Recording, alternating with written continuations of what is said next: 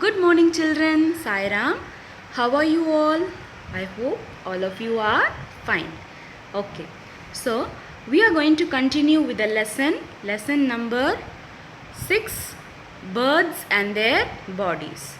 So, I hope all of you have done your activity, isn't it? Okay. I told you to draw 5 different types of birds using felt pens and crayons. Okay. Now, let us go into the second part of the lesson. Okay, children? So, before that, let us see what are the new words that we learned in the previous session. Okay? First word is flap. To move up and down or from side to side. Hollow. With a hole or empty space inside. Hollow. With a hole or empty space inside. Fluffy. Soft, light and having air. Soft, light and having air. Bark. The outer covering of a tree. Bark. The outer covering of a tree. Scoop. To pick up something with a spoon-like object. Scoop. To pick up something with a spoon-like object. Perch. To sit on. Perch. To sit on. Wade. To walk through water. Wade. To walk through water. Okay.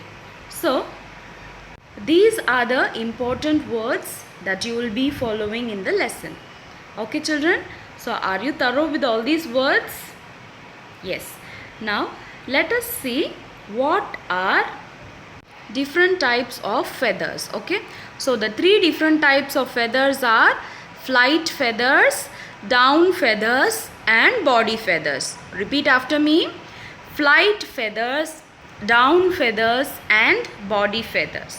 So flight feathers are nothing but the big feathers on the tails and the wings are called as flight feathers. Okay.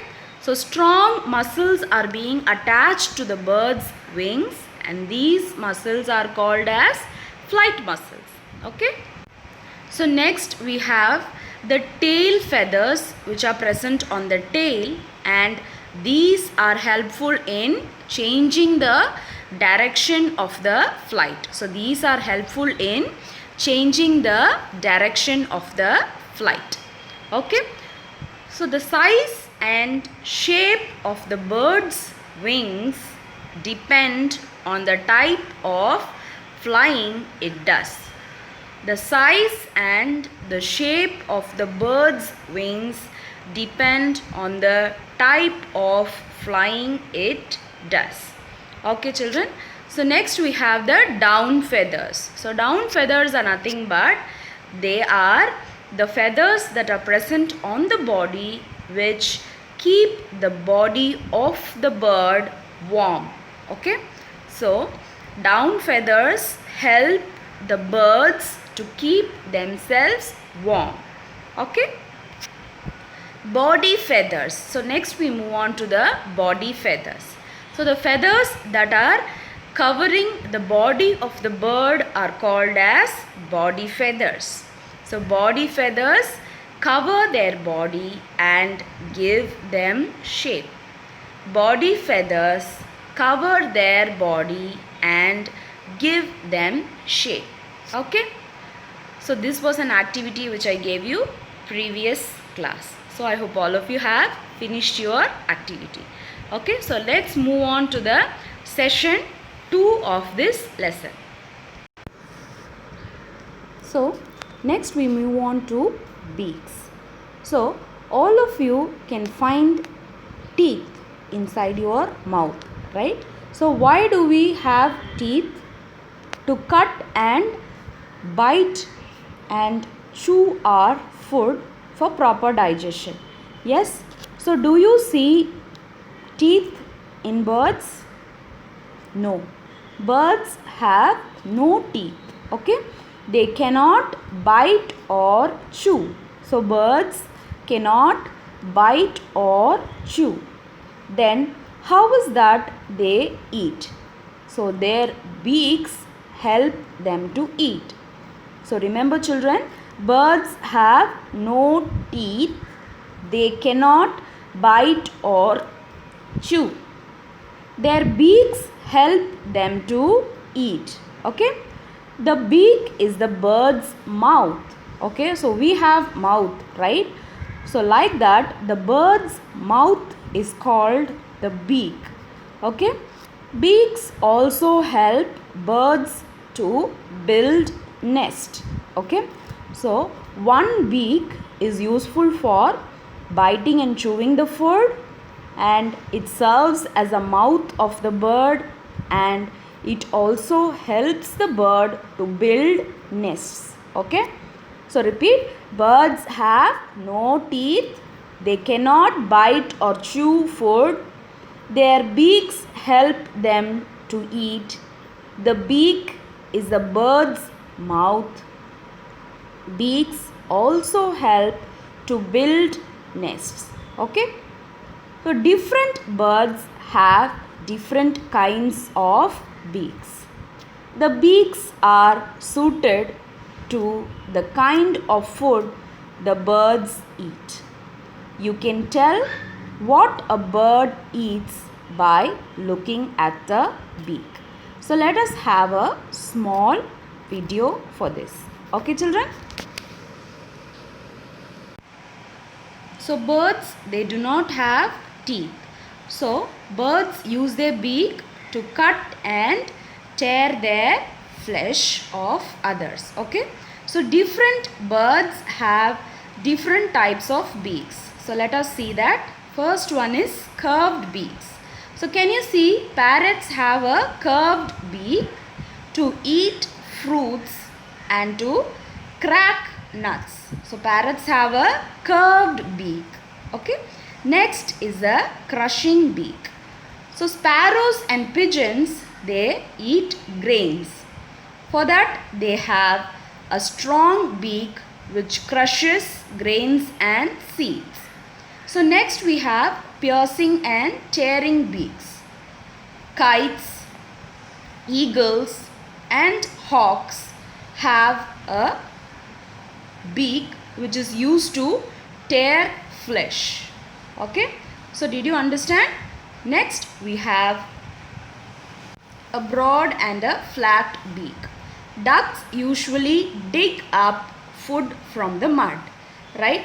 They find food in sand and water. Okay? So the duck then eats small plants and insects left behind. So here is hummingbird. Hummingbird is the smallest bird. Okay? So it has a long beak which helps to drink nectar from the flowers. Okay? It is thin and long beak. Okay? Next we can see the woodpecker which has a sharp and pointed beak. A woodpecker taps the bark of the tree with its sharp pointed beak. So it makes a hole inside the bark and pulls out the insects, and then it feeds on the insects. Okay? So next we have the kingfisher's bark. So it has a sharp, strong, hooked beaks to catch fish. And next is a crow. It has a multi-purpose beak which can eat fruits, seeds, insects, fish and other animals. Okay? So as we saw in that presentation, beaks are suited for the kind of foods the bird eat. So like that we can classify beaks into 6 types. So what are the 6 types of beaks? The first one is long thin beak. So the first one is a long and a thin beak. Second one is strong curved beak. And the third one is short pointed beak. And fourth one is long pointed beak. Fifth one is sharp pointed beak. And the last one is broad flat beak. So let's see them in detail. So first one is long thin beak. So as we saw in the picture, the hummingbird has a long thin beak. So a hummingbird drinks nectar with a long thin beak, right? So what is an example for a long thin beak? A hummingbird is an example for long thin beak. So next we have strong curved beak. So as we saw in the presentation, a parrot has a strong curved beak. So why is a parrot having a strong curved beak? Because it can easily crack open nuts and seeds with its strong curved beak. A parrot can easily crack open nuts and seeds, strong curved beak. Okay, so next we have the sharp pointed beak. A sparrow picks up and crushes seeds with its short pointed beak. Pigeons and peacocks have similar beaks. Pigeons and peacocks also have similar beaks. Okay, so short pointed beak. So what is the use of a sharp pointed beak? A sparrow picks up and crushes seeds with its short pointed beak. Pigeons and peacock also have similar beaks. So next is the long pointed beak. A heron catches fish with its long pointed beak and lifts it out from the water. So that is a use of a long pointed beak, so that it catches fishes and lifts out of the water. Okay, so next we have sharp pointed beak. A woodpecker taps the bark of the tree with its sharp pointed beak. So it makes a hole in the bark of the tree and pulls out insects to eat. So as we saw in the picture, a woodpecker taps the bark of the tree.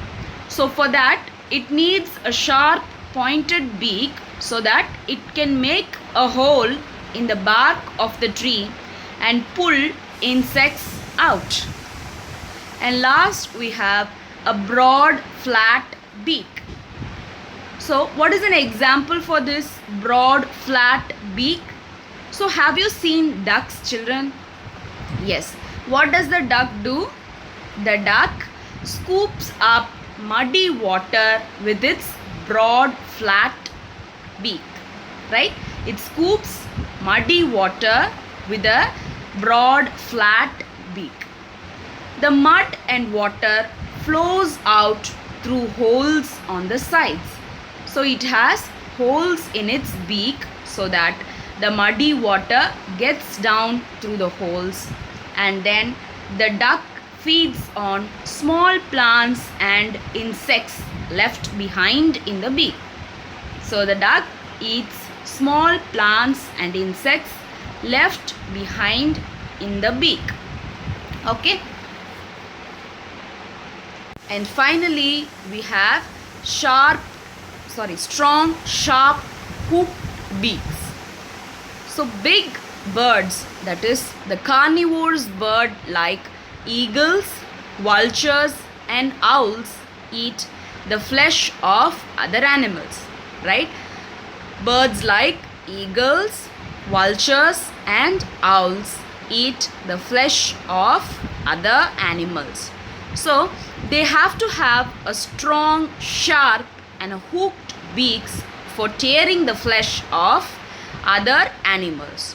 So that is why they have a strong, sharp and a hooked beaks. Okay.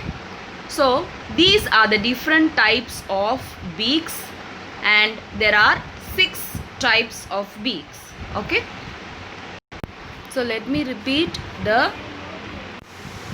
so there are 6 different types of beaks, as I told you. First one is long thin beak. So what is the example for long thin beak? Hummingbird. So what is the example for long thin beak? Hummingbird. And second one is strong curved beak. So the strong curved beak is parrot. P-A-R-R-O-T, parrot. Okay. And next we have strong pointed beak. Sorry, short pointed beak.